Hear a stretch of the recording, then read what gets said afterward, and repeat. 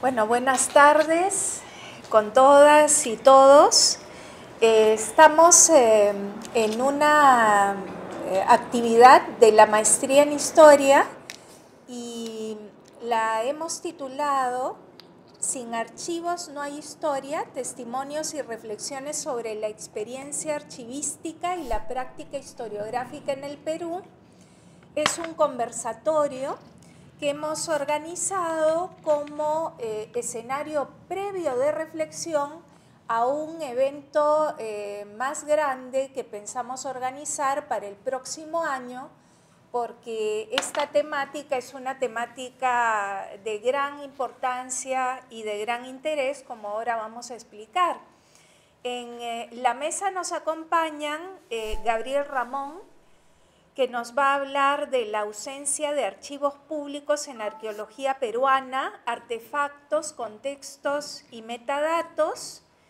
Luego voy a tomar la palabra yo y les voy a hablar de archivos y experiencia de investigación histórica, una perspectiva poliédrica.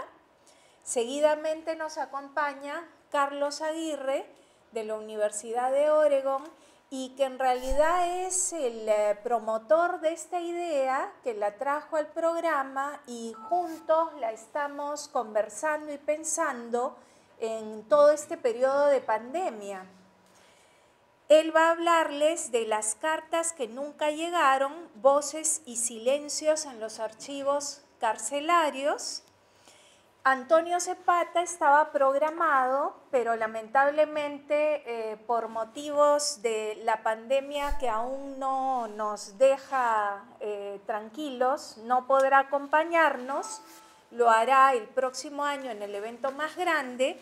Y él iba a hablar del Perú en el archivo de la Internacional Comunista, que era interesante también porque es un archivo internacional, ¿no?, que él había trabajado. Y finalmente en la mesa está Ruth Borja, del Archivo General de la Nación.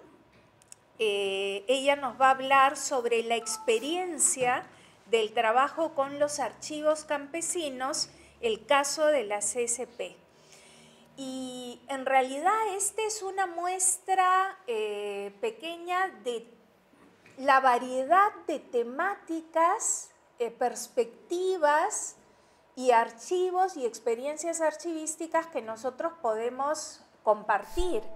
Pero queríamos empezar lanzando esta primera aproximación que incluye una perspectiva más desde la cultura material, la historia, la arqueología, con Gabriel, un tipo de documentación y de archivo que tiene que ver con la correspondencia. En el caso mío, más bien una multiplicidad de archivos diferentes. Y en el caso de Ruth, un archivo que también está ligado al de Carlos, en el sentido de que es archivos de aquellos grupos que han sido silenciados o que no tienen una presencia tan importante, digamos, en el discurso histórico, en fin. Ya esto lo voy a explicar. Le voy a dar más bien la palabra a Carlos, que nos va a explicar un poco el sentido de este proyecto, y luego arrancamos con una ronda de 15 minutos cada uno de nosotros, luego unos 3 minutos de conversación y de discusión, interacción con el público que nos acompaña. Sí, Carlos.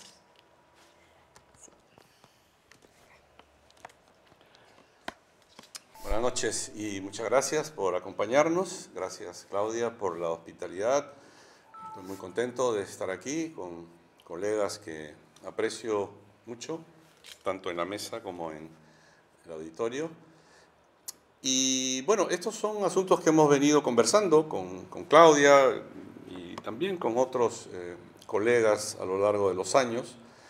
Estas preocupaciones por la relevancia de los archivos para el trabajo de los historiadores, lo cual parece ser una cosa demasiado evidente, pero con frecuencia hace falta problematizar. Empezando por la definición de lo que es un archivo y llegando hasta los asuntos que tienen que ver con la formación, destrucción, accesibilidad de los archivos que de alguna manera, a veces de maneras muy latentes, dan forma a los trabajos que los historiadores realizan. Y hace falta reflexionar sobre eso, no siempre somos conscientes, no siempre somos explícitos en hacerlo. Creo que no digo nada original, esto viene siendo discutido ampliamente a nivel internacional, pero nos pareció que para el caso peruano era ya tiempo de poner sobre el tapete algunos de estos problemas que van a ir surgiendo en esta mesa y en el coloquio que acaba de anunciar Claudia. Y la idea era no tanto o no solo discutir lo que es un archivo o contar las historias de los archivos, sino darle un toque un poco más personal, incluso algo etnográfico, ¿no? Es decir, combinar la reflexión con la experiencia de cada uno de los participantes. Las reflexiones vienen a continuación de la presentación de los casos que vamos a ir contando, ¿no? Debo decir que esta idea se me ocurrió hace algunos años dando clases y utilizando un libro que a mí me gusta mucho, que se publicó en inglés, que se llama Archive Stories, y que es una colección de ensayos sobre este problema, ¿no? Sobre esto, y la riqueza, la variedad de perspectivas, las cuestiones allí debatidas que iban desde lo individual a lo colectivo, de lo material a lo subjetivo, de las cuestiones de poder, de jerarquía, de género, de colonialismo. Se abre un abanico muy amplio de temáticas, ¿no? De manera que esta mesa es simplemente el play de honor, para decirlo en términos futboleros, de lo que vamos a tener más adelante, una convocatoria bastante amplia, diversa, donde personas que trabajan distintos temas, distintas épocas, distintos tipos de archivos, no solamente los de papel, obviamente, sino también pues, archivos sonoros, archivos orales, archivos, en fin, fotográficos y todo lo que se nos pueda ocurrir. Va a ser, espero, un proyecto muy bonito y ya la convocatoria será lanzada dentro de poco.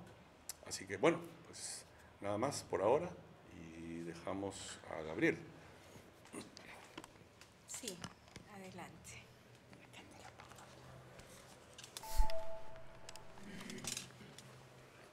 Buenas noches a todos los asistentes. Gracias por venir.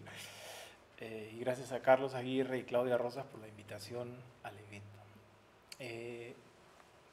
El asunto de los archivos históricos peruanos es fascinante, pero desgarrador. Mi sensación, por poner un ejemplo, con el gran libro de Lila Caimari sobre archivos argentinos, es que el panorama que ella describe es demasiado organizado en relación a lo que pasa en nuestro país. Hay un documento que compiló Nicanor Domínguez a partir de un encuentro en el Instituto Ribagüero en 2004, y el profesor Pedro Guibovich puede dar fe de que hubo ese evento, titulado Papeles Viejos y Memoria Colectiva, que me parece es más próximo a nuestra situación. A propósito, no voy a centrarme en escenarios demasiado calamitosos, ni en historias edificantes de triunfo detectivesco contra toda la adversidad. Eso sí, parto de una constatación. Seguimos en estado de emergencia. Voy a plantear un esquema y ojalá conversemos al final. Empiezo. En la propuesta de trabajo de este panel se parte de la frase sin archivos no hay historia, y se agrega que sería necesario hacer algunas precisiones conceptuales. Si, como indicaba Walter Benjamin, cada objeto encontrado es el inicio de una colección, ¿dónde empieza un archivo? ¿Dónde termina? ¿Cuál es la diferencia entre colección y archivo? Hay archivos sin catálogo, hay archivos sin catálogo públicamente accesible. Quiero explicar ahora el título de mi ponencia, sobre el que hubo varias posibilidades. Traté de ajustarlo luego de conversar con varios amigos y colegas que trabajaban en el Ministerio de Cultura y o tienen experiencia en estos temas en Huánuco, Lima, Trujillo. Debo anotar que varios de mis informantes prefirieron permanecer en el anonimato por temor a represalias. Pero quiero agradecer públicamente a Antonio Coello, Rodolfo Monteverde, José Luis Pino y Juan Carlos de la Torre por largas conversaciones sobre el tema. Bueno, lo que percibí es que muchas generalizaciones podían resultar peligrosas, en tanto parcialmente injustas. Mi primera opción fue ausencia de archivos públicos de objetos en el Perú, pero tiene dos problemas. Por un lado, los documentos son también objetos, son también cultura material. Entonces la frase no se cumple, ya que sí hay varios archivos públicos de documentos y algunos muy buenos. Por otro lado, también hay archivos públicos de objetos, en el sentido de artefactos. El tema es si cumplen o no con su función, o mejor dicho, cómo la cumplen. Son públicos para todos, cómo es la accesibilidad y la visibilidad de su acervo. Pensé también en una segunda posibilidad, ausencia de sistema de archivos de objetos, que incide en algo aparentemente irrefutable, la ausencia de un sistema que articule estos repositorios, pero incluye otra vez algunos problemas, como que legalmente sí existe un sistema formal que debería cumplir con esa función. Mi tercera opción, con la que me quedé, fue ausencia de cultura de archivos de arqueología, tomando el término cultura como en la frase cultura de bibliotecas públicas o cultura de PAP o cultura del dominó. Es decir, en el sentido de conjuntos de prácticas vinculadas a determinados lugares. Eso, una cultura de archivos públicos de arqueología, definitivamente no hay en Perú. Y de ahí parte mi interrogante guía. Sin esa cultura previa o motores que la impulsen, es difícil que se genere la necesidad de que esos archivos de cultura material existan. O tal vez es al revés, y solo la existencia de esos repositorios va a generar esa necesidad. En todo caso, aquí no tenemos ni el huevo ni la gallina. Hace unos días apareció una reseña sobre 2 libros dedicados al gobierno revolucionario de las Fuerzas Armadas, a la primera fase, por Adrián Lerner, quien en un momento llegaba al clásico punto donde el historiador reclama mayor trabajo de archivo. A los autores de uno de los libros, el editado por Miguel Flores, ya que en su mayoría empleaban fuentes publicadas. Este reclamo por el uso de archivos es lugar común en historia, pero es rarísimo en arqueología peruana. Entre arqueólogos nunca he visto una práctica parecida. Nadie te exige usar archivos de cultura material. Suficiente con citar textos publicados y, si tienes una excavación, mencionar tu excavación. Los arqueólogos ya saben lo complicado que podría resultar esa exigencia. Más aún, pensemos en un caso imaginario. Una arqueóloga joven quiere revisar el material excavado por una arqueóloga ya consagrada. Y hay la posibilidad de que la reinterpretación del material pueda ir en una dirección distinta a las hipótesis originalmente propuestas por la arqueóloga mayor. Es casi seguro que su acceso al material va a ser complicado, o que la arqueóloga joven deberá esperar hasta que la arqueóloga mayor pierda poder o pase a mejor vida. Esto genera un candado que ustedes pueden imaginar cómo funciona, ¿no? Y a este candado, que se puede transformar en una tendencia, en una regla, se puede agregar que cuando pasa mucho tiempo, buena parte de los metadatos, los datos sobre los datos, ya está perdido. Esta serie de complicaciones en el acceso nos conectan con el modo de producción del conocimiento en ambas disciplinas, que debería ser similar, o sea, en arqueología y en historia, pero se ha convertido en artificialmente distinto. En ambos casos, deberíamos contar con archivos públicos con catálogos completamente abiertos, de preferencia en línea, mediante los cuales los investigadores podamos acceder a los objetos que deseamos estudiar sin restricciones, a todos los reportes de excavación, sin tener que contar con permisos especiales de quien excavó el material, con una tía en el ministerio o con el clásico amigo poderoso, entre otros casos.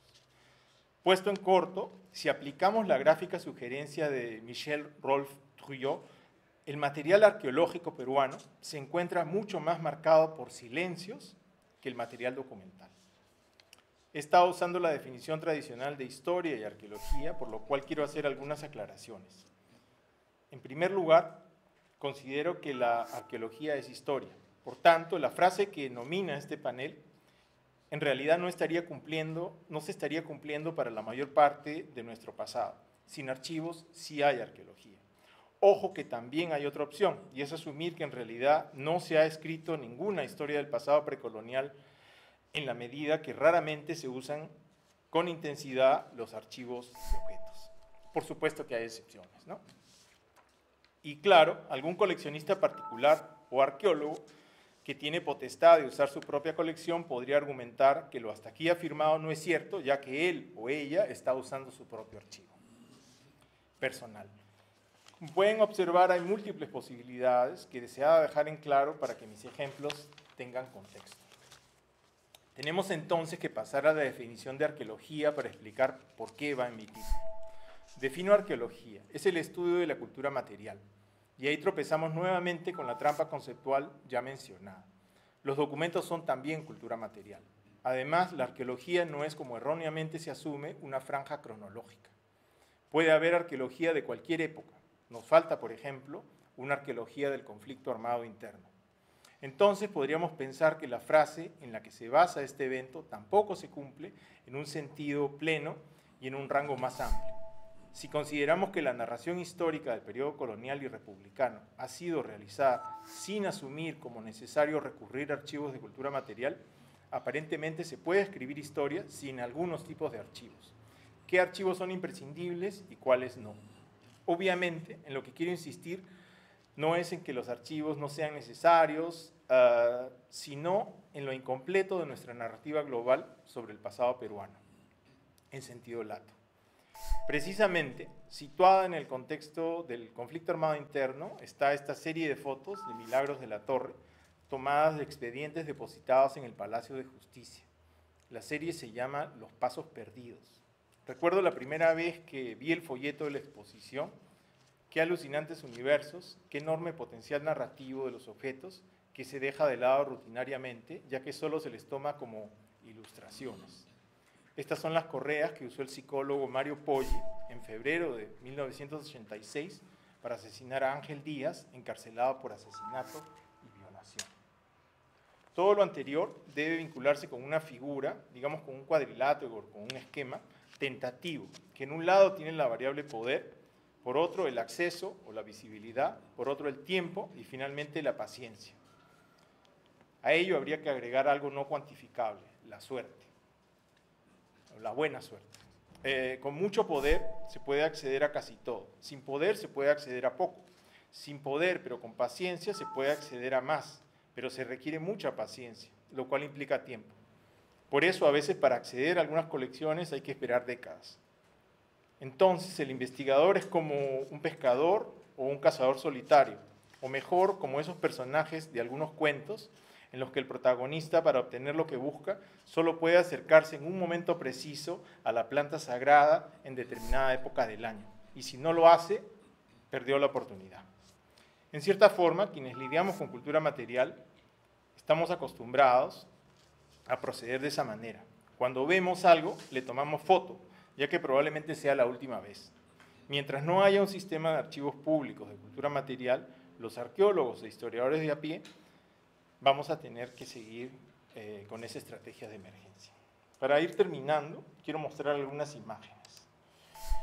Tenemos edificios dedicados a exhibir objetos, pero el acceso a los depósitos requiere tanta paciencia que suele acabar con las ganas de investigar. Se invierte a veces en las exhibiciones, pero poco en los depósitos y mucho menos en el acceso público a los catálogos. Ya anteriormente existían catálogos de objetos de museos peruanos que muestran que había interés oficial por preservar objetos de toda época, no solo precoloniales. También muestran, este es el de Gutiérrez de Quintanilla, también muestran un modo de selección que nos da una idea de su concepción de la historia. Si hubiera que usar un término más que archivos de objetos para investigación, se trata de colecciones de reliquias de la patria y algunas otras cosas notables. No sé si se ve el detalle, pero es el broche del cinturón que usó el general Andrés de Santa Cruz en la batalla de Ancash. Mi título incluía el término metadatos, es decir, datos sobre datos.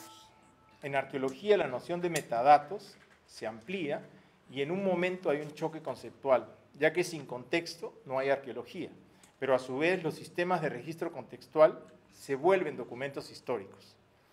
Aquí un cuaderno de campo de las múltiples campañas de excavación de Ancón, que también entraría en esa categoría. Solo quiero agregar que entre los excavadores estaba Carlos Araníbar, que luego pasó a la historia, digamos, ¿no? O a dedicarse, digamos, a la historia, ¿no? Y también a la historia, ¿no? Los metadatos, los cuadernos de campo, también se pueden transformar en obras de arte, como muestran los cuadernos de campo de Jorge Segarra Galdós, a los que tuve acceso privilegiado, ya que yo era director del Museo del Sitio de Guayamarca.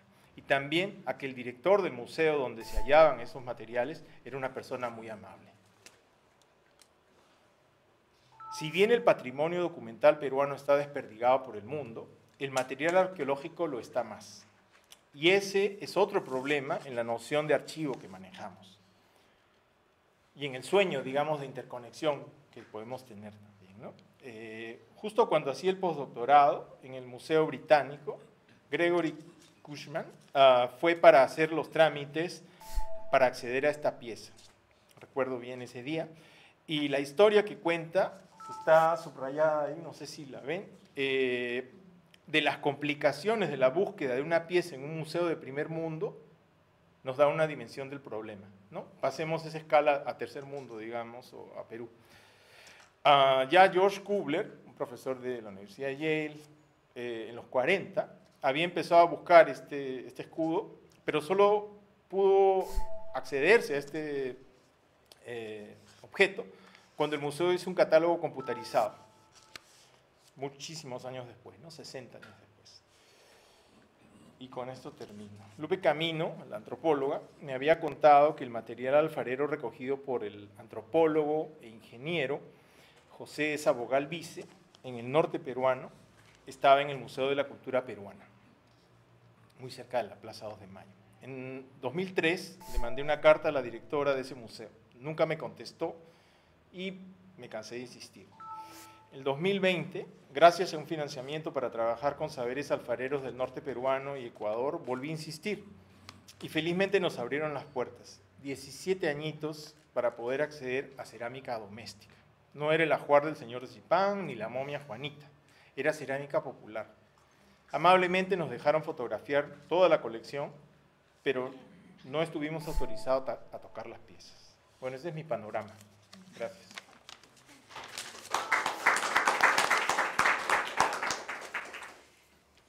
Muchas gracias, Gabriel. Voy a continuar yo porque estamos yendo un poco en sentido, entre comillas, cronológico en cuanto a los temas. Y quería empezar con una reflexión. Yo había titulado a mi intervención, voy a calcular el tiempo, si no me moderas tú, Carlos, Archivos y experiencia de investigación histórica, una perspectiva poliédrica.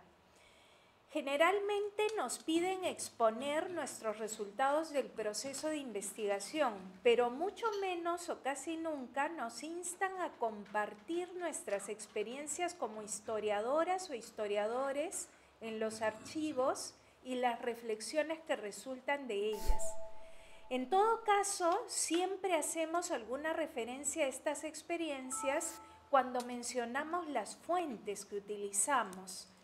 Pero esto es de forma escueta, secundaria, fragmentaria o hasta anecdótica.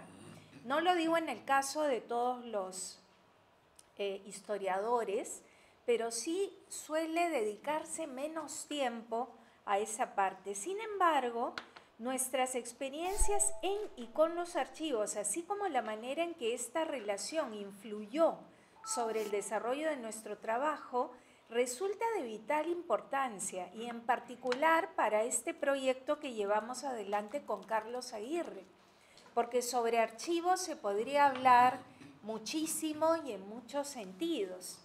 Si bien en las últimas décadas ha surgido un renovado interés por la noción de archivo, su naturaleza diversa, sus posibilidades y limitaciones, su formación y funcionamiento como repositorio o incluso su construcción por el propio investigador o investigadora cuando no existen archivos para aproximarse a su objeto de estudio, su estrecha relación con los resultados de la investigación, entre otros aspectos, esta conciencia y reflexión no se ha llegado a instalar de manera tan directa y decidida en la historiografía nacional. Tanto es así que nuestros análisis y balances de la historiografía peruana se suelen centrar más en la producción de artículos y libros o de resultados de investigaciones históricas que en las condiciones de dicha producción que están ligadas a la experiencia con el archivo. En este sentido, considero que sería necesario impulsar en nuestro país esto que ya se va denominando el giro archivístico, más aún cuando una espada de Damocles pende sobre el AGN y nuestros archivos convencionales o institucionales en general. Casos son los archivos de la Amazonía peruana, que en las protestas de la década de 1990, como estaban en instituciones públicas, llevó a que se perdiera una parte considerable de lo que era la historia de la Amazonía. Y conversando con los especialistas que habían visto y revisado la información, como Pilar García Jordán y entre otros, ellos daban cuenta de esta pérdida tan importante. O el caso del archivo de Puno, que también se incendió, o mi experiencia trabajando en el archivo del Cusco. Cuando estuve en los años 90, a fines de los 90, en el archivo del Cusco había un material maravilloso, es uno de los archivos más importantes y este se hallaba dentro de la Universidad Nacional San Antonio Abad del Cusco. Y a mí me llamó la atención y pregunté sobre esta historia. Y claro, el archivo había sido desalojado, la universidad lo acogió temporalmente, pero felizmente hasta ahora está allí, porque eso ha permitido que el archivo se conservara, ¿no? Y una mañana que llegaba a trabajar a este archivo, vi a los archiveros pues llorando, ¿no? Angustiados, ¿qué pasó? Y la mitad del archivo se había caído porque un ratoncito o una rata se había metido y por perseguir al animalito que se come los documentos, pues en medio archivo, como baraja de naipes, había caído. Y bueno, felizmente nadie salió lesionado, pero claro, había que refaccionar el archivo, ¿no?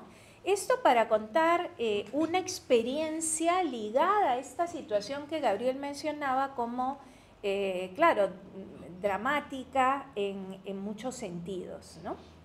Pero ¿cómo sabemos el contexto de crisis económica, social y política, las guerras, como en el caso de la Biblioteca Nacional, o la debilidad del Estado en cuanto a políticas culturales en ese sector, tiene mucho que ver con la existencia, no existencia, desaparición de los archivos, ¿no? Cabe decir que hemos tenido en 10 años de creado el Ministerio de Cultura alrededor de 20 ministros, ¿no? Y esto es un indicador de cómo es difícil continuar políticas y que muchas de estas políticas tienen una continuación y permanencia por las personas que van ahí luchando por el rescate, la catalogación y la digitalización de los archivos. La frase "sin archivos no hay historia", que tiene su problemática, como ya decía Gabriel, nos insta a propiciar una reflexión de gran calado e interdisciplinaria que problematice la noción de archivo y que involucre pensar a los archivos desde abajo. Los archivos contestatarios, como conversábamos con Carlos, los archivos vivientes para la historia inmediata o del presente, los archivos inaccesibles, los que ni siquiera existen, los archivos musicales o sonoros, o aquellos que simplemente desaparecieron, los que están en construcción, o los archivos como proceso, es decir, que se van formando con el mismo proceso de investigación, y así podríamos seguir la lista de estas variedades, ¿no? Una variedad y diversidad de archivos constituidos por fuentes escritas, orales, materiales, visuales, sonoras, digitales, etc.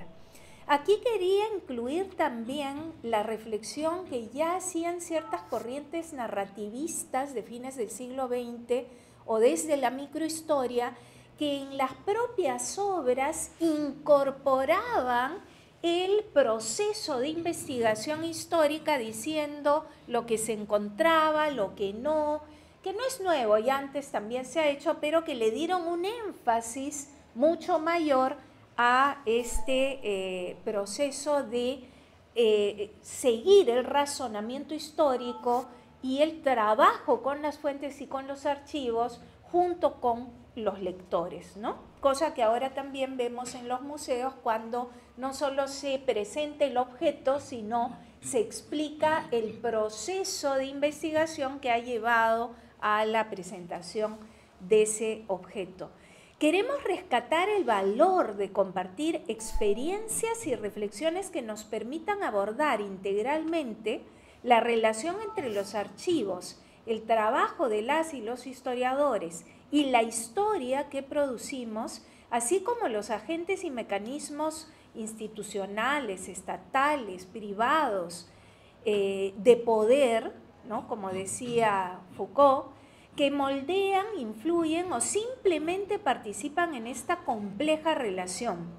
Para poner un ejemplo de parte de mi experiencia archivística, es el trabajo con la documentación de la sección de extirpación de idolatrías que se aloja en el Archivo Arzobispal de Lima y que ha trabajado también aquí en la sala Pedro Guibovich, como la división y agrupación de documentos de una sección particular ha influido en la propia historiografía sobre el tema, ¿no? Que ha dado gran importancia precisamente a esa temática, siguiendo la organización del propio archivo en esa sección. Siguiendo a Natalie Semon Davis en Ficción en los archivos, es necesario tomar conciencia sobre el rol de los archivos con su propio origen y características, que influyen en la historiografía, pues los visitadores eclesiásticos podían además ser nombrados visitadores de idolatrías. Eran los famosos extirpadores de idolatrías, pero que eran también visitadores eclesiásticos ordinarios. No voy a entrar en esa cuestión, pero sí comentar cómo la propia organización de los archivos tiene un impacto y una incidencia en nuestra propia práctica historiográfica. Y aquí conecto, creo que todavía me quedan unos minutos, 4, con la experiencia que se me pidió en el estudio sobre todo de fines del siglo XVIII, inicios del XIX, y quería empezar con una anécdota que me pasó cuando yo fui por primera vez al Archivo General de la Nación y estaba revisando para lo que después se convirtió en mi libro sobre el impacto de la Revolución Francesa en el Perú, entre fines del siglo XVIII, inicios del XIX. Entonces estaba pidiendo materiales de Real Audiencia, luego de Consulado,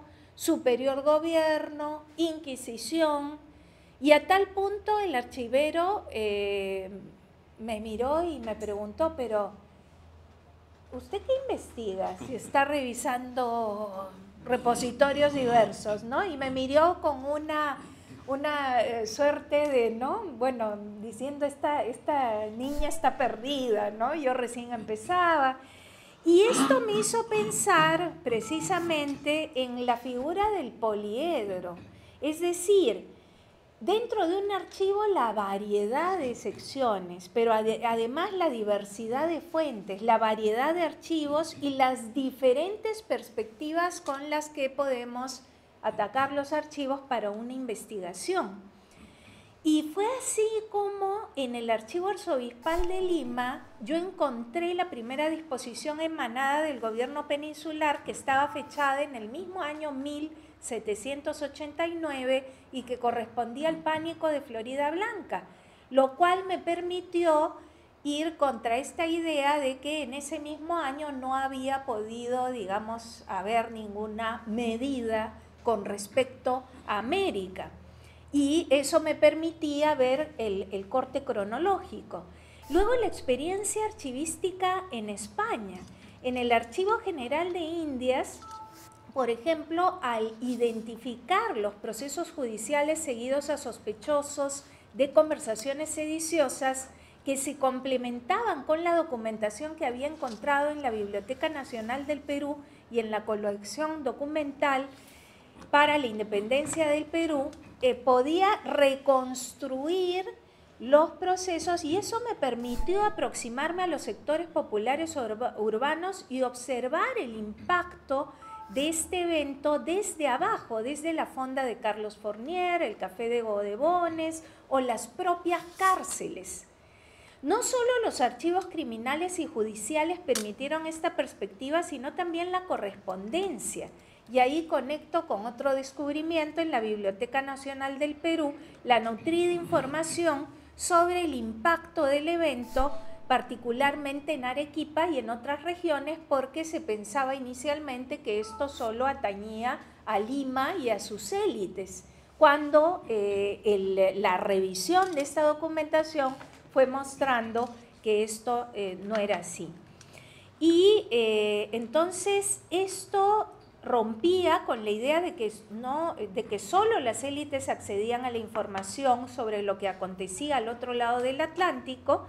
Y finalmente también en España el archivo de la Academia Nacional de la Historia, donde estaba la colección Mata Linares y donde hacía un frío terrible cuando estuve investigando, para mí fue el archivo más frío con el que he tenido contacto, fueron llenando esos espacios. Y finalmente el Archivo Histórico Nacional de Madrid, por ejemplo, me condujo a la documentación sobre Inquisición. Pero claro, ustedes me dirán, estos son archivos estatales, institucionales, efectivamente. La experiencia archivística en Perú también contó con la revisión de esos archivos, pero, por ejemplo, en el Museo Nacional de Arqueología, Antropología e Historia del Perú hay muchos textos de la literatura antinapoleónica del llamado Bienio Crucial. En el archivo de la Municipalidad de Lima, en los libros de Cabildo, me permitieron conocer las disposiciones de esta institución. Y estos archivos que he mencionado me daban las listas con nombres y apellidos de los que participaron con donaciones o los que participaron en las rogativas públicas. Mientras que en el archivo del Instituto Ribagüero, me condujo a la correspondencia del comerciante Ramírez de Aidellano, a otro tipo de documentación, y es interesante también ahí porque un error en la catalogación hizo que el celo sacerdotal para con los niños no nacidos de Francisco González Laguna, que corresponde a fines del siglo XVIII, yo lo fotocopiara de la Biblioteca Nacional de Madrid cuando estaba acá en Ribagüero. Y lo que pasa es que lo habían catalogado como un escrito de González Prada. Y eso generó bueno, es una anécdota, este cambio. Finalmente, ahora sí, con esto termino, el trabajo en los archivos regionales, como les decía, me permitió ampliar el radio de estudio y romper estos viejos prejuicios como ese centralismo proyectado al pasado. No voy a hablar de las bibliotecas en Estados Unidos porque ya corresponden a experiencias diferentes, pero sí terminar mencionando, creo que esto es más curioso, la experiencia archivística en Italia cuando estaba estudiando el doctorado. El Archivo Secreto Vaticano tiene una documentación muy rica sobre la migración de sacerdotes, que si bien hablan del ámbito europeo, me permitieron sentir esa angustia a partir de toda esta fuerte migración que se producía a los conventos y monasterios en Italia. Y sin embargo, en la Biblioteca Central de Roma hallé un anónimo sobre el siglo XVIII que había sido consultado por Pablo Macera. Me enteré porque en la cartilla precisamente estaba anotado su nombre y era el único, al parecer, que lo había revisado. El Archivo Franciscano de Roma también fue otro lugar. Por encargo de Charles Walker, encontré una documentación que me fue útil para otra investigación sobre historia de las mujeres y de género. En cambio, en el Archivo Jesuita de Roma, trabajé sobre documentos de otro periodo. Es decir, hago esta relación, ya no me da tiempo de explicar con más detalle cómo eso fue en este tipo de casos, ampliando mi investigación y fue modelando lo que yo iba diciendo, pero sí que quiero terminar señalando un poco en la línea de este texto tan bonito de Arlette Farge, el gusto y la frustración que uno tiene con los archivos y que, bueno, va a ser parte de esta reflexión, pero ahí me quedo porque si no me paso del tiempo. Gracias.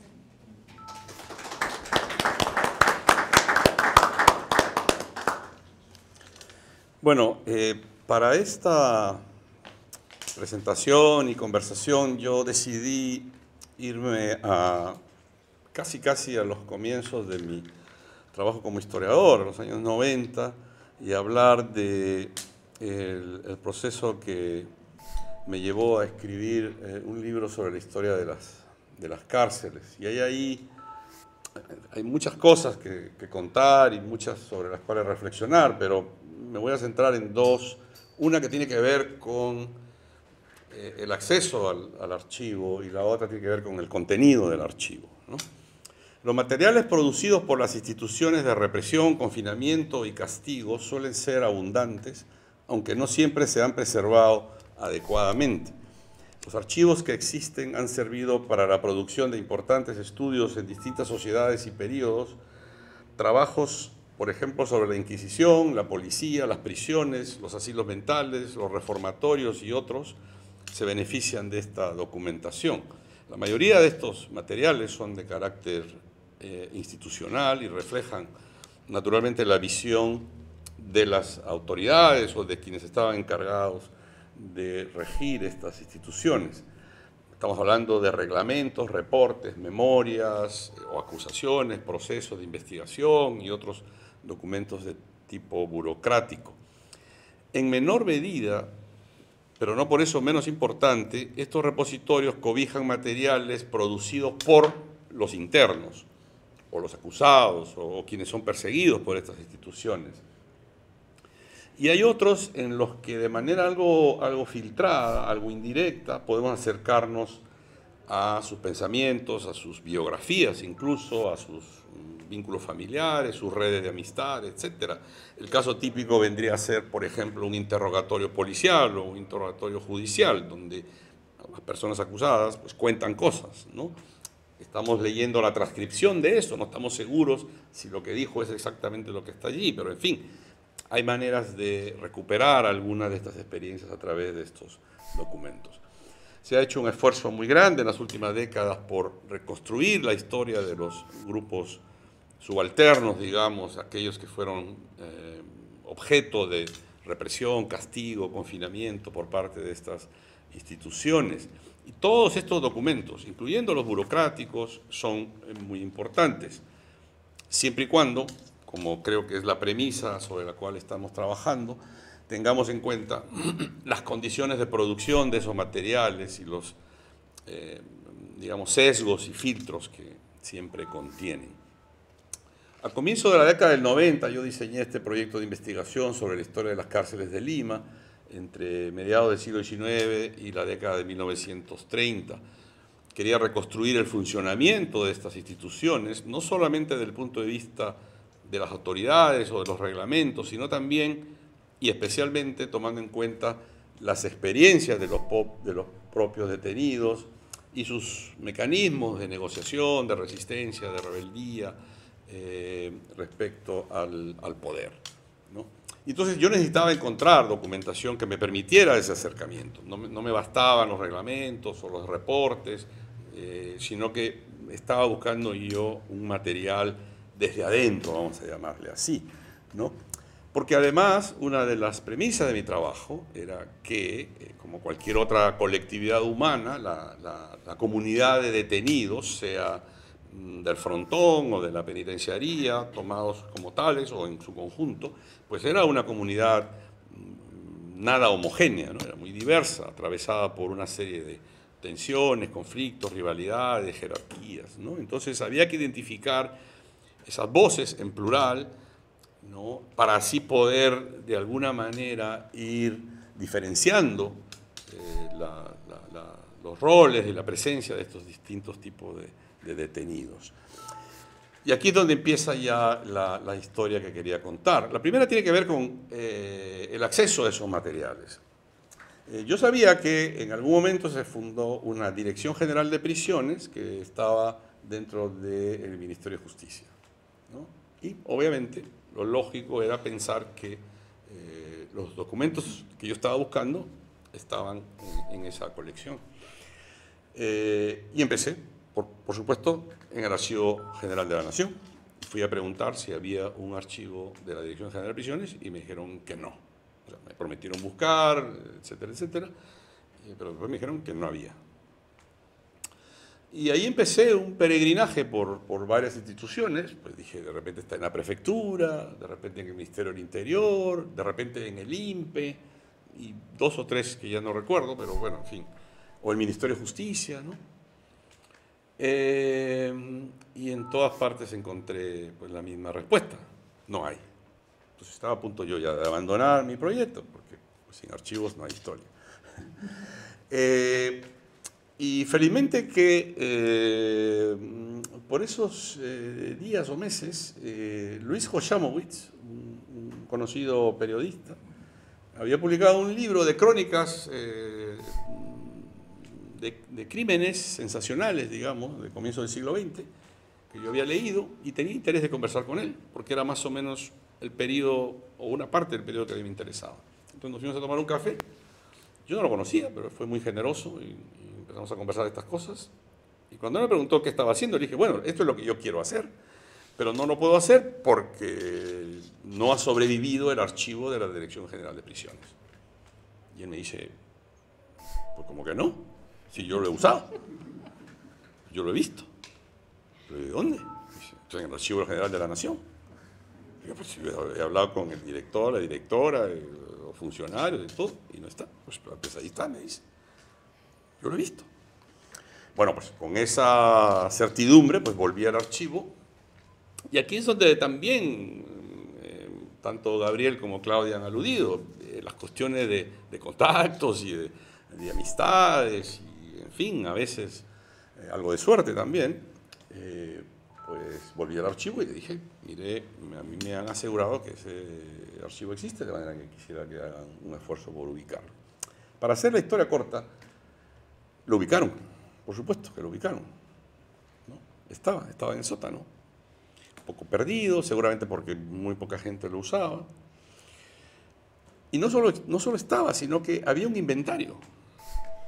Una de las empleadas que vino dijo, pues hay un inventario. Traen el inventario. Y dije, bueno, ¿puedo sacarle una fotocopia? Pues le saqué una fotocopia para tener yo, en fin. Y con eso dije, bueno, pues aquí hay materiales para este trabajo. Cuando volví al año siguiente y pedí el inventario, se había perdido el inventario. De manera que el Archivo General de la Nación le sacó fotocopia a mi fotocopia para tener un inventario de los papeles que tenía la sección 320, si no me equivoco, del Ministerio de Justicia. ¿Qué había pasado? Que en la época de Velasco el Ministerio de Justicia fue cerrado y así en masa hicieron un inventario apurado y todos esos materiales pasaron al Archivo de la Nación y no había recursos, seguramente no había personal, no había interés y no se pusieron, digamos, al servicio como debería ser, ¿no? Y eso generó toda esta complicación que felizmente yo resolví gracias, repito, a la información de Jochamowicz, pero también a que en algún momento el personal del Archivo de la Nación pues colaboró en la búsqueda e identificación. Ahora, la documentación que encontré es riquísima, incluye una variedad muy amplia de materiales. Voy a mencionar dos nomás, que me ayudaban en este esfuerzo de reconstruir la historia de las prisiones desde adentro y desde abajo, vamos a decir así, ¿no? Desde el punto de vista de los presos y sus experiencias.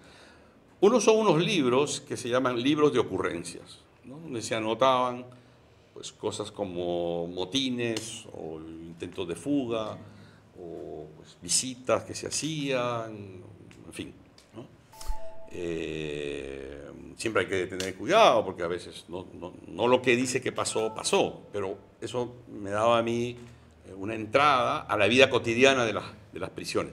No todas las prisiones tenían ese libro de ocurrencias y no habían sobrevivido todos los libros de ocurrencias, pero en fin, eso fue una fuente muy importante. Y la otra es la que le dio título a esta presentación, que es, repito, una primera serie de reflexiones, que son las cartas, ¿no? Escribir cartas para los presos en cualquier época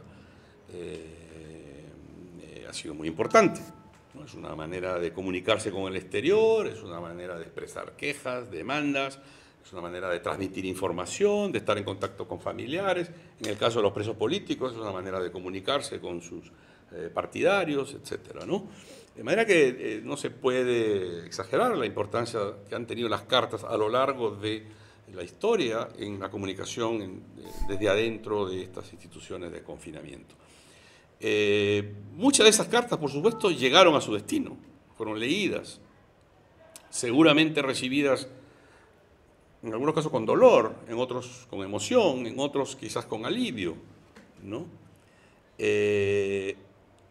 Pero con excepción de algunos presos políticos notables y algunos intelectuales notables que estuvieron en la cárcel, cuya correspondencia, es decir, las cartas que enviaron desde la cárcel fueron guardadas y eventualmente incluso publicadas, pues la mayoría, yo diría la inmensa mayoría de esas cartas escritas por presos así llamados comunes que envían a sus familiares, pues se perdieron.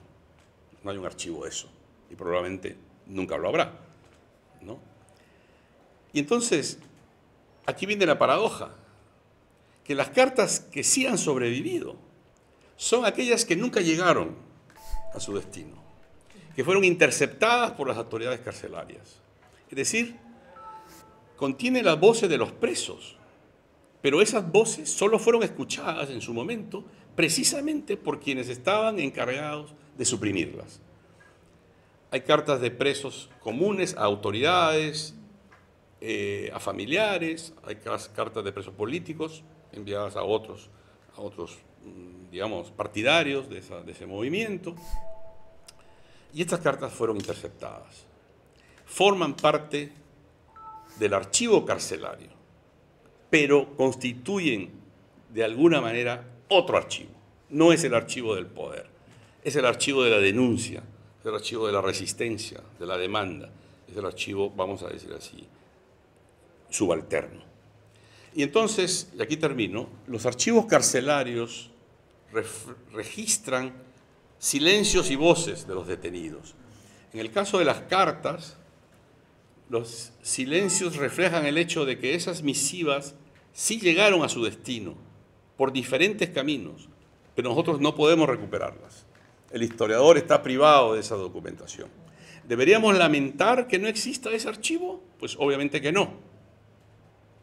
Pero claro, en nuestro egoísmo de historiadores quisiéramos que hubieran sobrevivido. Por lo tanto, los archivos contienen a veces silencios que no son en sí mismos negativos, que es este caso.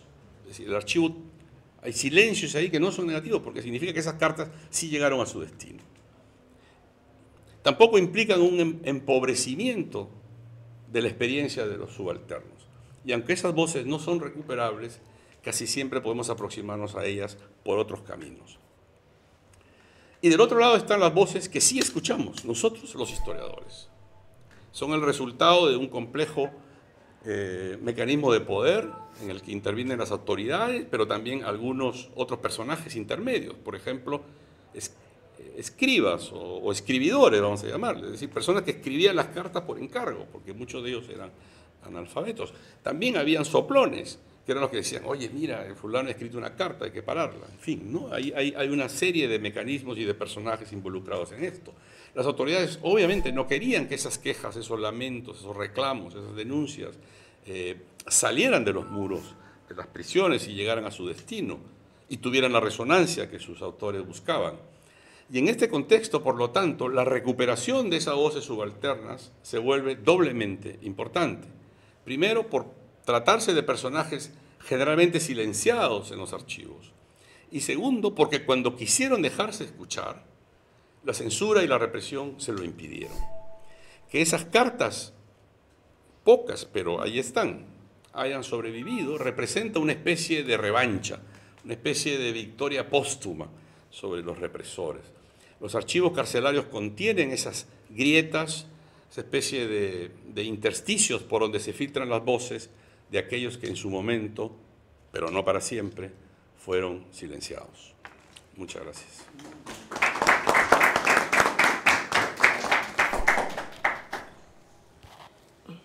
Buenas noches.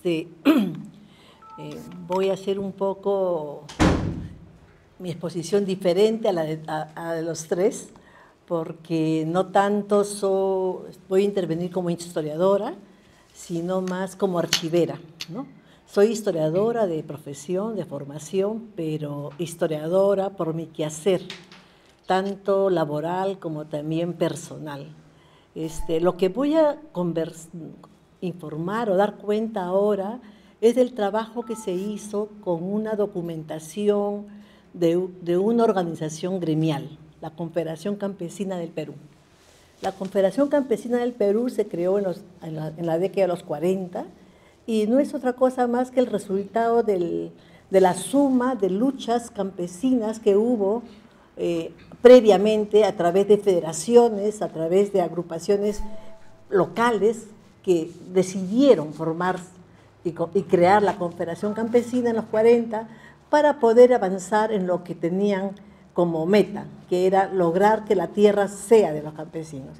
En esos tiempos eran indígenas, porque campesinos recién se les puede llamar a partir de la reforma agraria, pero eran los indígenas que se agruparon y formaron la Confederación Campesina del Perú, y su principal líder fue Juan Pérez, ¿no?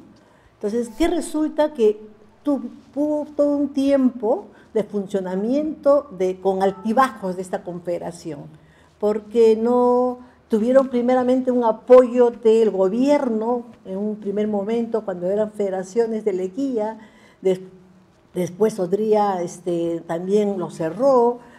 Sí, hubo siempre litigio o conflicto con los gobiernos de turno y al final de cuentas hubo un gran silencio de la organización en sí, hasta la década de los 60.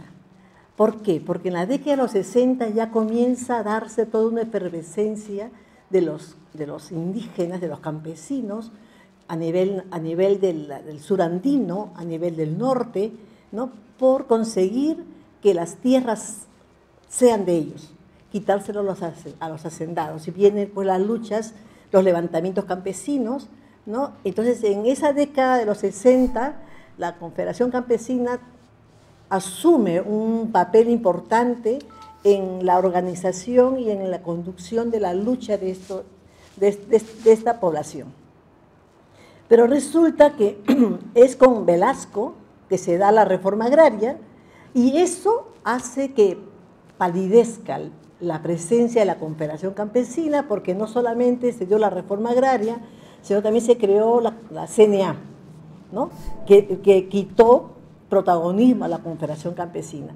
Pero de todas maneras comenzaron a manejarse ahí, alternando, ¿no? En ver cómo hacían presencia para que estos grupos sociales se organicen y comiencen a trabajar por conseguir que la reforma agraria se aplique, pero también había dentro de la Confederación Campesina luchas internas.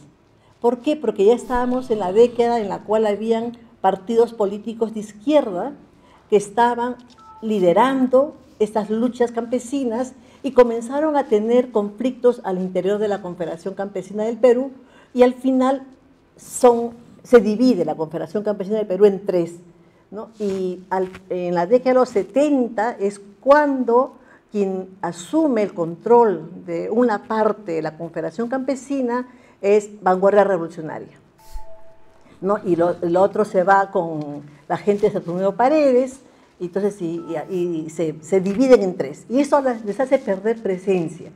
Pero de todas maneras, ¿no? Vanguardia Revolucionaria tuvo una importancia y una injerencia muy fuerte en esta Confederación Campesina del Perú como agrupación, y sus principales líderes estuvieron muy vinculados con Vanguardia Revolucionaria, ¿no? Uno de ellos, por ejemplo, Lino Quintanilla, ¿no? Mesich, ¿no? Entonces, ¿qué resulta? ¿Por qué lo cuento esto? Porque resulta que una vez que comienza ya a asumir Vanguardia Revolucionaria el control de la Confederación Campesina del Perú, le da organicidad, porque es una agrupación política que tiene una estructura orgánica y tiene funcionamiento. Entonces entran a tallar, a dirigir a esa agrupación gremial. Entonces, y es ahí donde se van formando las diferentes entidades, ¿no? Jerarquizadas dentro de la CCP. Se estructura la CCP y comienza a afiliar a campesinos a nivel nacional. Entonces, eso hace de que funcione muy bien hasta los 80, ¿no?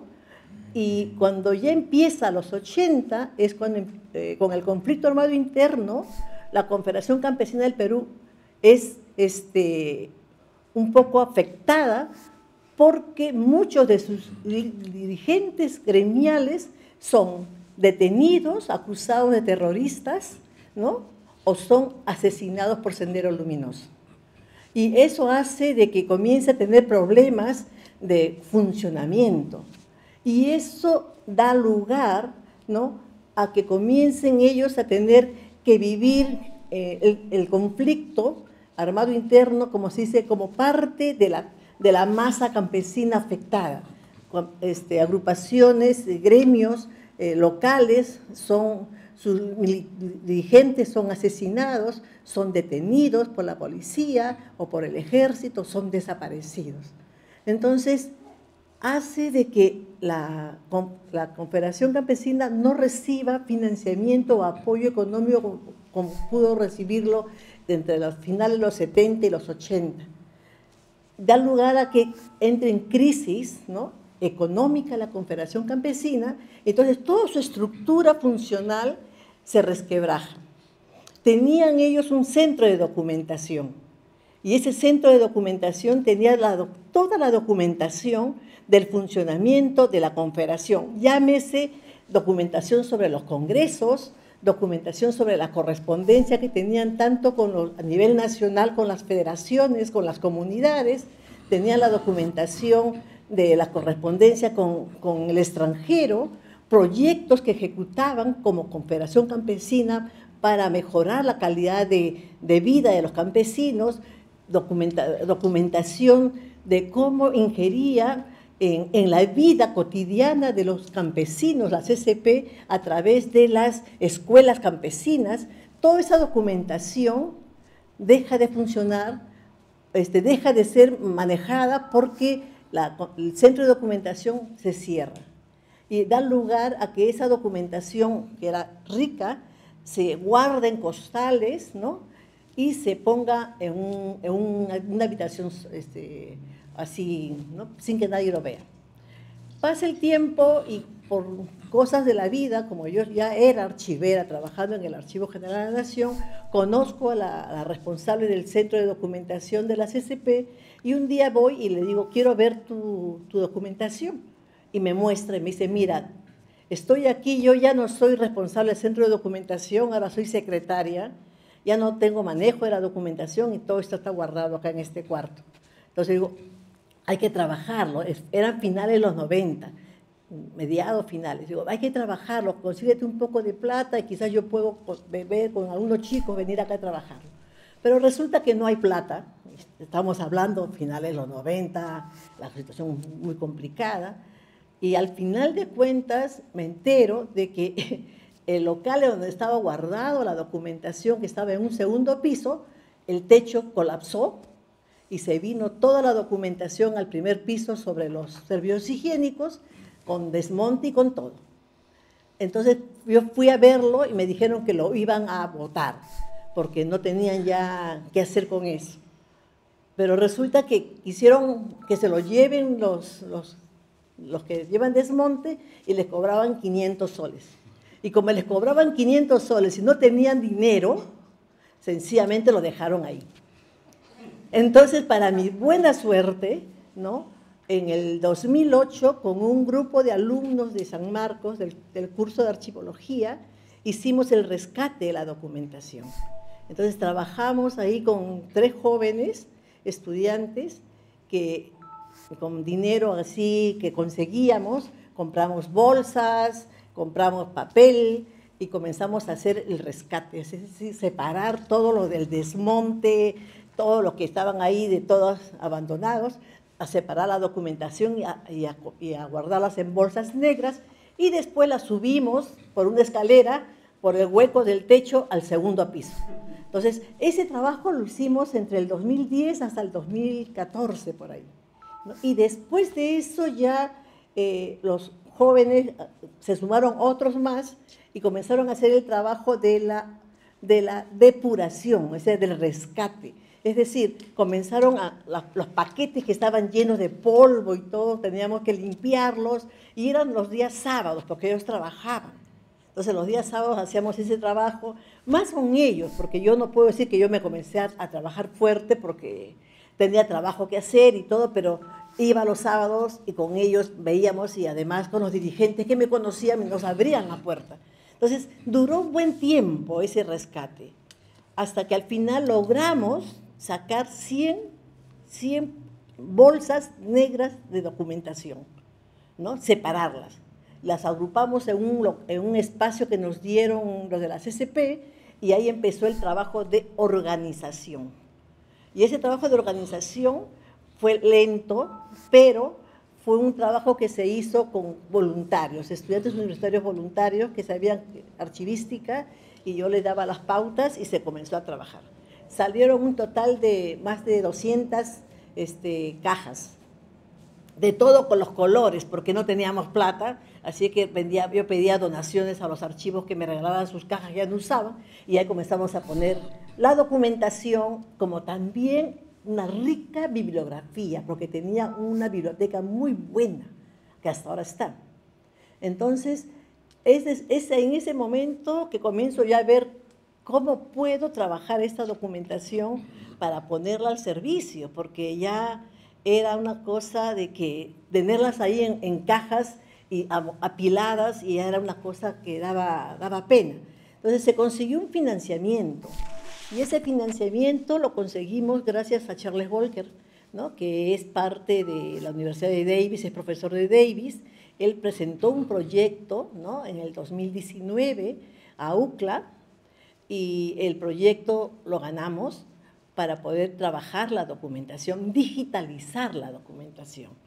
Entonces, como ya había un nivel de organización de esa documentación, lo que hicimos fue, se ganó el proyecto en el 2020, y estamos hablando del año de la pandemia, el peor momento. Una de las miembros del proyecto se enfermó de COVID, y después me dio a mí el COVID y casi me muero. Entonces estuvimos ahí parados Pero hemos logrado, en este tiempo se ha logrado trabajar esta documentación. Y es una documentación riquísima, tiene una información de primera mano.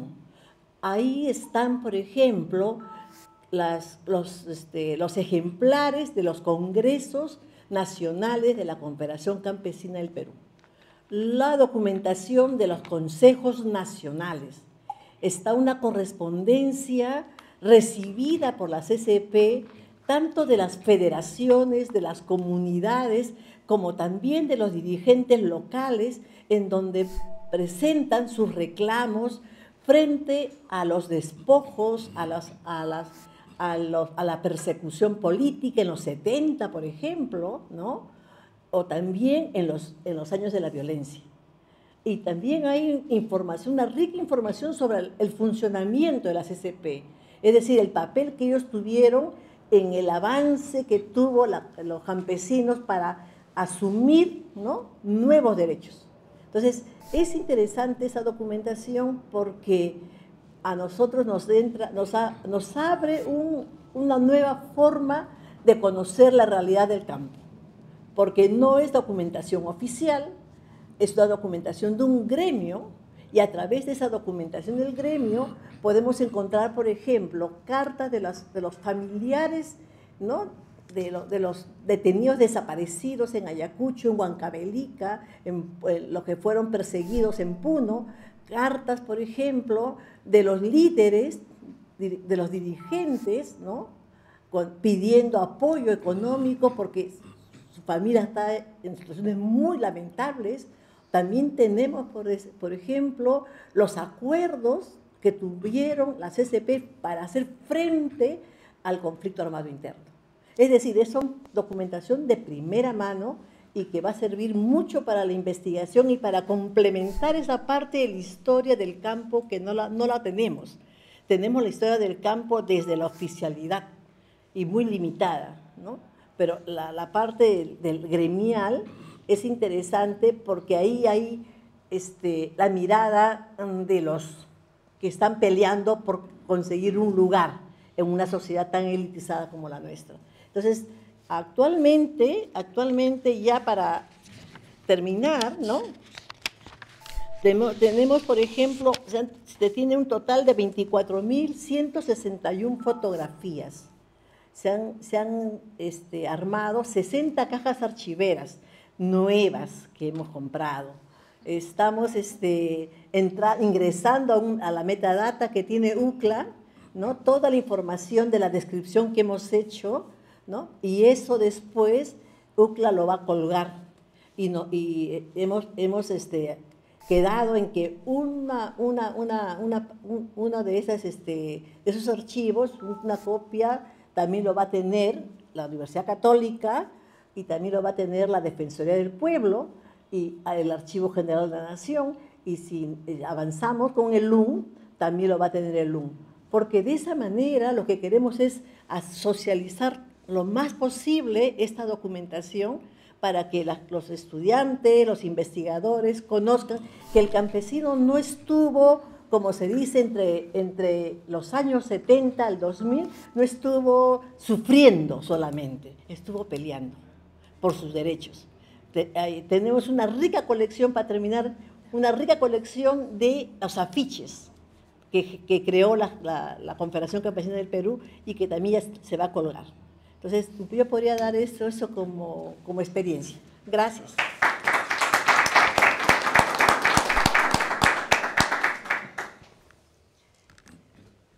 Muy interesantes las experiencias con el archivo y también la emoción, porque habíamos hablado de estas experiencias más dramáticas, entonces el rescate de documentaciones de este tipo es realmente emocionante. Bueno, vamos, si alguno de la mesa quiere hacer una intervención de 2 minutos, porque ya va avanzado el tiempo, si no, podemos darle la palabra al público. No sé si quieres incluir algo, ninguno. Entonces creo que podemos darle la palabra al público si alguno quiere preguntar, intervenir. Muy bien, pero ¿Puedes venir, Nelson? Ah, sí, gracias, pásale, porque si no, no se escucha, porque tenemos público virtual también. Gracias.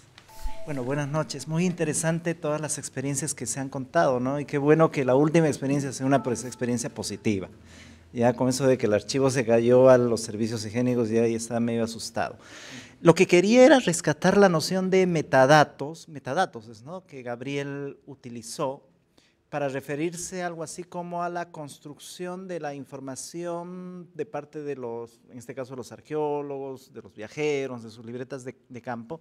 Y ahí estaba pensando en dos archivos muy interesantes en el caso de Ayacucho: el archivo de la Dirección Regional Agraria del Ministerio de Agricultura y el archivo del Ministerio Público relacionado con los expedientes aperturados sobre casos de personas desaparecidas durante el periodo de la violencia política. ¿Por qué? Porque en el caso del archivo de la Dirección Agraria, digamos, hay toda una sección que contiene los expedientes que organizan las comunidades campesinas para plantear su reconocimiento al Estado y la titulación de sus tierras. Y en esos expedientes hay de todo, qué sé yo, desde las descripciones de las comunidades, pasando por los mapas, los padrones, o sea, digamos, todos los requisitos que formalmente exige el Estado peruano para el proceso de inscripción, hasta, qué sé yo, pues la cédula de Carlos V del año 1540 entregándole las tierras a la comunidad iquicha, o qué sé yo, la carta de Atahualpa, a través de la cual las tierras de quinoa se las cede al curaca para que después con eso se va a formar la comunidad. Es decir, documentos, o qué sé yo, la cédula de Fernando VII de inicios del siglo XVIII con el que le entrega las tierras a la comunidad de Chaviña. Es decir, documentos falsificados, pero que se incorpora, o sea, la cédula de Fernando VII, inicios del siglo XVIII, no pues, pero que se incorporan al expediente de reconocimiento y que pasan por el Estado y que finalmente son validados por el Estado. Entonces, en tanto, esos son los títulos primigenios de las comunidades campesinas a través del cual les otorga la titulación de la tierra. ¿Ya? Entonces, y es más, muchos de esos documentos son transcritos donde aparecen las firmas de historiadores transcribiendo eso. Entonces, para mí es una suerte de metadatos, ¿no?, que le permiten a la comunidad campesina trazar un origen prehispánico, un origen colonial y lograr el ansiado reconocimiento. Y lo mismo con los expedientes del Ministerio Público, porque ahí están los testimonios con respecto a las desapariciones.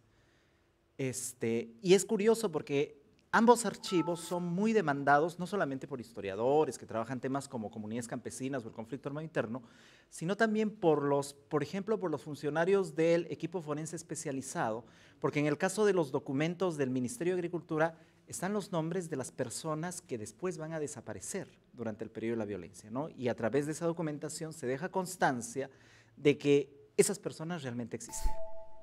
Entonces, esa noción de metadatos me pareció bien interesante, digamos, para reflexionar. Que algo que puede promover también esto es reflexionar no solamente sobre la suerte de los archivos peruanos, sino también sobre los métodos que utilizamos los historiadores para aproximarnos a esa documentación. En fin, eso es lo que quería compartir esta noche. Gracias.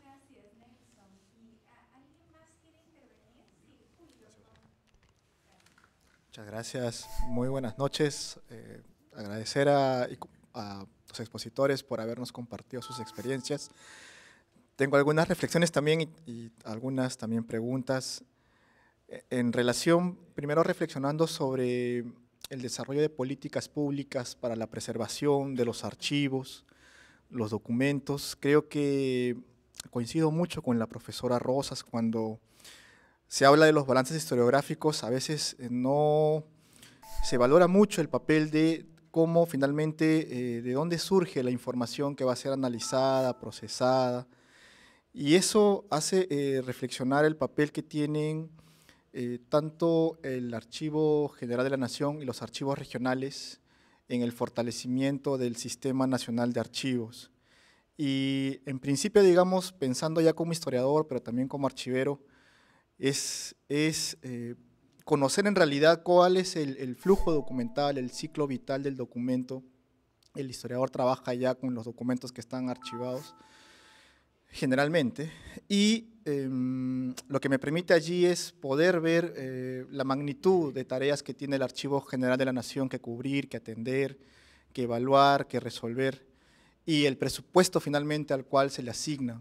Entonces, partiendo de la asignación que recibe el Ministerio, el sector cultura, que es menos del 1% del PBI, y dentro del sector, entre 4 entidades, dividirse el presupuesto que ya les he mencionado, el Ministerio de Cultura, IRTP, el AGN y la Biblioteca Nacional, vamos a poder revisar exactamente, digamos un poco comprender al por qué llegamos a la situación en la cual se encuentran los archivos a nivel nacional, y además en el caso de los archivos regionales que dependen directamente de las administraciones de los gobiernos subnacionales, como son los archivos regionales. Y hablo de la magnitud de los problemas, no solamente en el caso de los documentos antiguos, sino también otros problemas como la depredación, por ejemplo, de documentos que aparecen en eBay, por ejemplo, en venta, o el caso de incendios que se producen, como el caso del Ministerio de Educación o del MINSA hace unos años. Y el caso de la profesora Ruth Borja nos comentaba el papel de la Confederación Campesina del Perú, que es en realidad una entidad que es parte de la sociedad civil, que ofrece, como dice el profesor Aguirre, la historia de voces subalternas, pero que, digamos, fuera del espectro de lo que cubre el Sistema Nacional de Archivos, el AGN, hay otros actores que también no están visibilizados, como los partidos políticos, los sindicatos, los gremios empresariales, el magisterio, o las comunidades campesinas, solamente para citar un caso de Renzo Aroni en la Universidad de Davis, California, quien reconstruye la historia de las comunidades durante el conflicto armado interno, utilizando las actas de los acuerdos de las diversas comunidades, que es otra manera de poder aproximarnos a la situación que vive Ayacucho durante estos años tan difíciles. Entonces, creo que una parte que la pandemia ha puesto a prueba es finalmente poder acercarse más a los usuarios, esfuerzos tan importantes como la plataforma Fuentes Históricas, que empieza a centralizar la información, o para el caso del pasado reciente, el Centro de Documentación e Investigación, son una herramienta a considerar. Y en el caso del profesor Gabriel Ramón, justamente, y cómo se ha actualizado el concepto y la definición de lo que es un museo. La Dirección General de Museos del Ministerio de Cultura ha empezado una serie de discusiones en torno a diversos aspectos, son 8 mesas, se ha desarrollado hace unas semanas en relación a las colecciones, las problemáticas en relación al papel de la investigación en los museos, y creo que uno de los puntos que establece este nuevo cambio en el enfoque de ICOMOS es finalmente cómo se le da sostenibilidad, que al igual que en el tema de la documentación es todavía un reto muy grande. Y finalmente una consulta para los 4 panelistas es, desde la academia, por ejemplo, y ustedes como usuarios, historiadores, que como dice el profesor Aguirre, desde el peregrinaje, pero en realidad como un apostolado de mostrar la situación a la sociedad en la cual se encuentran los archivos, ¿qué iniciativas podrían desarrollarse? De hecho, la profesora Borja nos comentaba desde la docencia cómo ella pudo rescatar estos archivos. ¿Qué otras iniciativas podrían desarrollarse para que el concepto de desarrollar el proyecto de este espacio que la profesora Rosas ha anunciado con el profesor Aguirre, creo que es un interesante medio para poder dialogar, reflexionar, y que el Archivo General de la Nación y otras entidades puedan acogerlo y finalmente lo materialicen. Eso sería. Muchas gracias. Muchas gracias, Julio. ¿Alguien más quisiera intervenir del público?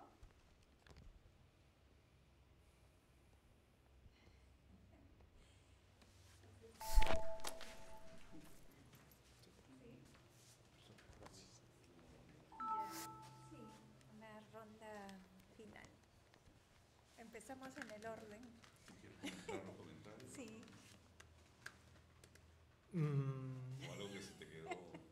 Yo tenía una pregunta, pero para Ruth Borja, ya que mencionó a Lino Quintanilla y a Vanguardia Revolucionaria, tenía una consulta, como para ver si, digamos, los archivos pueden dar otra cosa, pero mando mi pregunta. Alpa Raiku, que es una de las obras maestras de los Yuyascani, Lino Quintanilla fue un personaje fundamental para hacerla, porque él les contó las canciones, digamos, funcionó como etnógrafo y como informante, ¿no? Y en Alpar Raiku, que es de toda esta época, digamos, movida, ellos hablan de comité de distracción, ¿no? Que era la idea de acompañar la revolución, el cambio, también con alegría, ¿no? Que no sea un cambio aburrido. Entonces yo pensaba, uno imagina los archivos de Confederación Campesina como información gremial, etcétera, lucha política, etcétera. ¿Hay algo de esto otro? ¿Hay algo de música, de otros ámbitos que uno no imagina en el archivo de la Confederación? Esa era mi pregunta.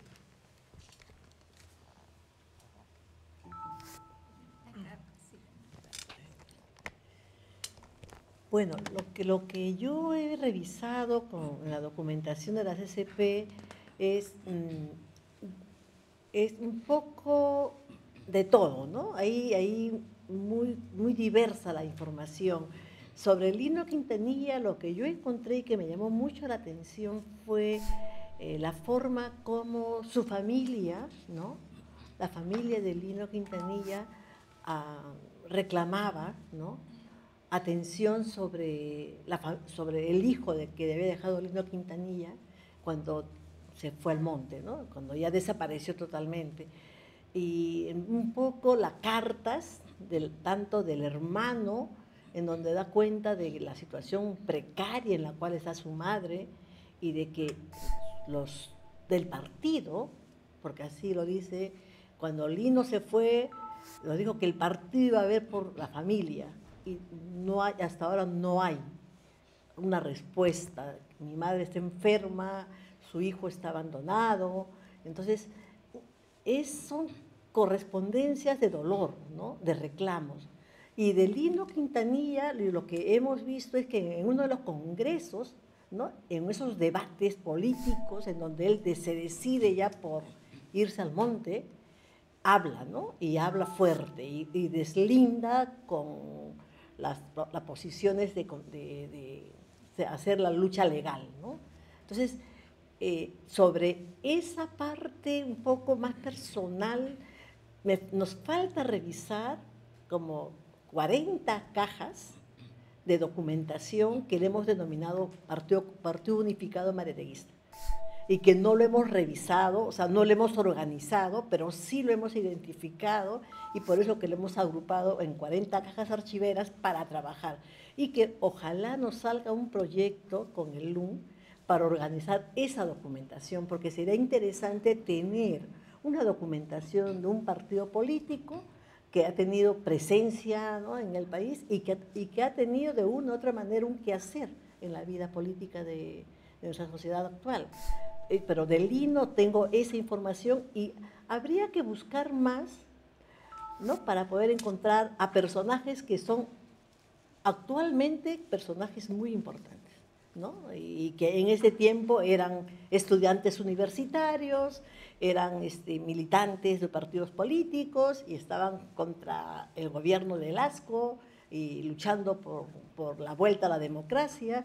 Entonces es una documentación muy rica, ¿no? Y lo que tenemos de la cuestión un poco más, ¿qué le puedo decir?, de arte, es lo que trabajaron ellos, como que fue el concurso de dibujo, ¿no?, la convocatoria al concurso, los resultados del concurso, y creo que SER ya lo ha publicado, incluso lo ha dado en donación, todas las pinturas que fueron dibujadas por los niños en esos concursos que hubo en varias etapas.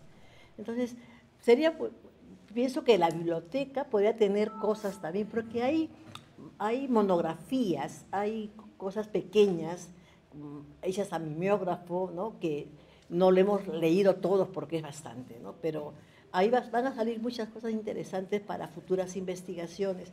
Lo que no les he dicho es de que toda esa documentación la tengo en mi casa, en las 60 cajas, ¿no?, y que una vez puesta, es que lo tenía que llevar a mi casa porque primero estábamos con la pandemia, segundo, el local de la CCP no garantizaba nada, ¿no?, porque no tiene presupuesto para nada, o sea, no tiene ambiente adecuado, ¿no? Así que dije, agarré eso, ocupé un cuarto de mi departamento y lo puse ahí, y ahí hemos trabajado. Entonces ya después vamos a pasar esas 60 cajas al LUM para que lo custodie y lo dé en servicio, ¿no?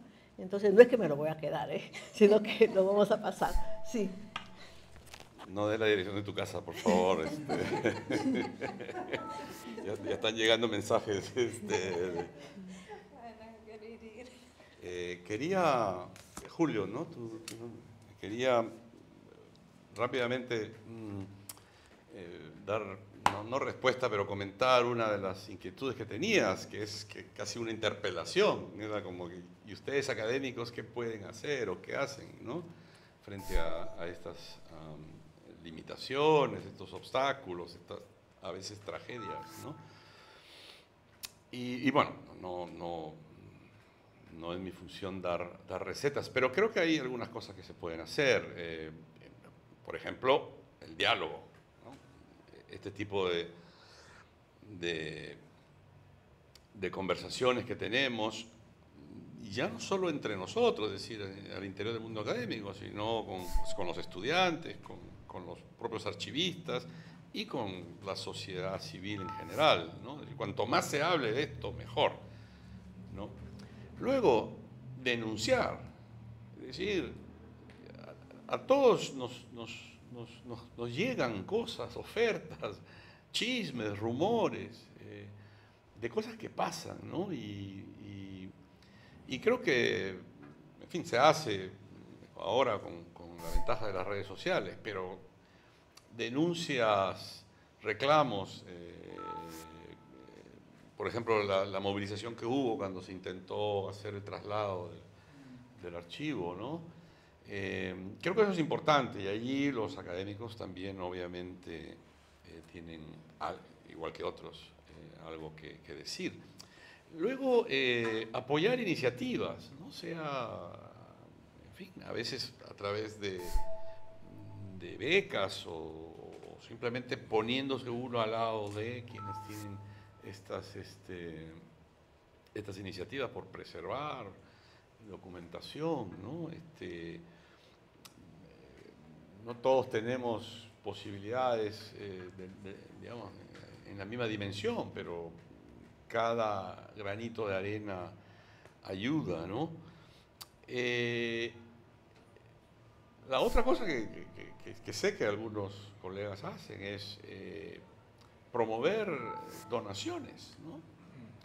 Y no me refiero solamente a conseguir dinero para pagar, yo no sé, pues las cajas de cartón o esto que es muy importante, sino las donaciones que luego van a ser incorporadas a archivos o van a constituir archivos, ¿no?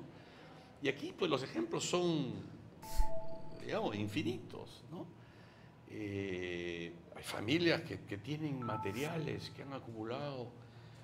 Yo voy a contar una historia que leí hace algunos años en el New York Times.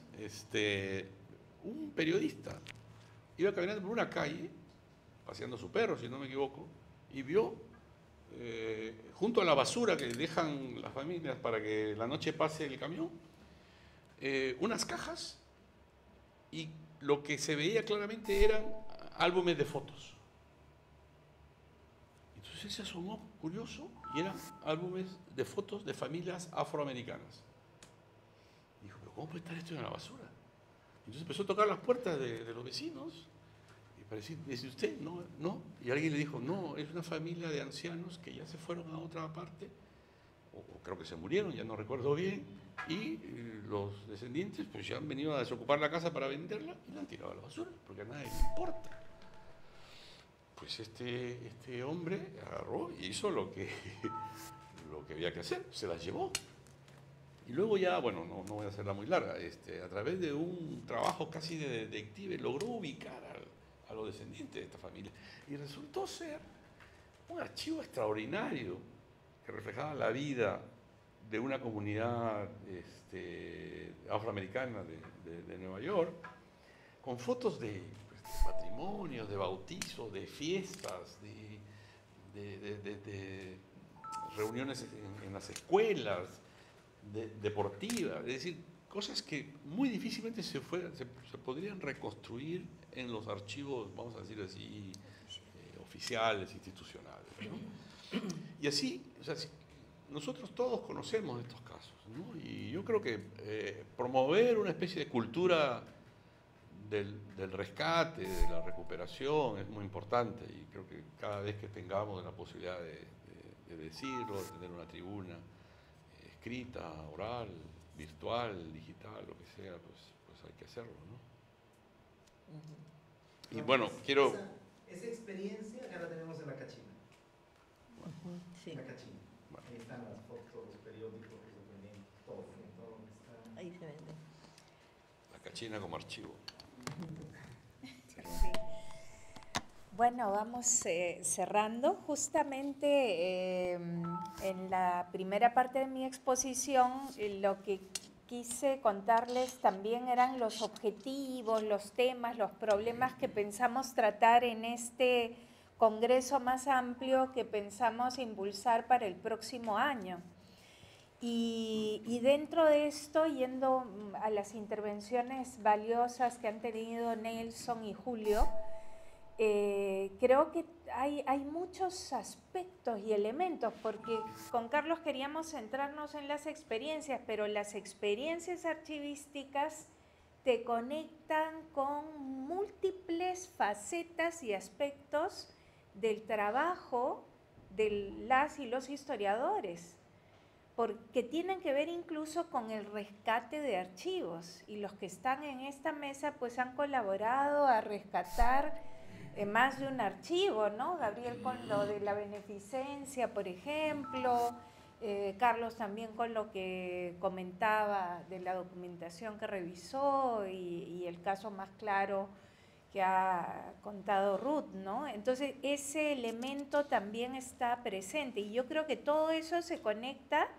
con los aspectos que han ido saliendo, que tienen que ver con la experiencia del archivo, con la práctica misma, con la historiografía, con el rescate, la conservación, pero también con el azar de encontrar o no tal o cual documentación. Entonces creo que esos elementos, incluido lo que tú mencionabas sobre las políticas públicas pues, con respecto a los archivos, la situación de los archivos en nuestro país, todo eso va a ir saltando, pero la idea es tener ese hilo conductor, ¿no? de la experiencia del trabajo y hacer girar todos estos otros aspectos, porque no son solo archivos como repositorios documentales, sino también lo digital, lo material, lo sonoro, es decir, la fotografía, lo visual, ¿no? Entonces, todo eso tiene que girar, pero dentro de este enfoque hacia lo que es la experiencia del archivo, y a partir de ahí, o sea, un poco mirar al revés, ¿no? A partir de ahí poder reflexionar todos estos otros planos y aspectos, ¿no? Creo yo. Pero lo vamos viendo y construyendo, creo yo. Este es una primera lanzamiento del tema, y además con un rótulo que causa pues discusión, reflexión, ¿no? Unos se apoyan, otros lo critican, como hemos un poco mostrado en esta mesa, ¿no? Y que hemos querido hablar un poco más libremente, y hay que pensar en ese sentido, y por eso, bueno, queremos armar una cosa que sea potente en cuanto a reflexión sobre este aspecto de nuestro trabajo, y que no debería tener un mayor espacio, ¿no?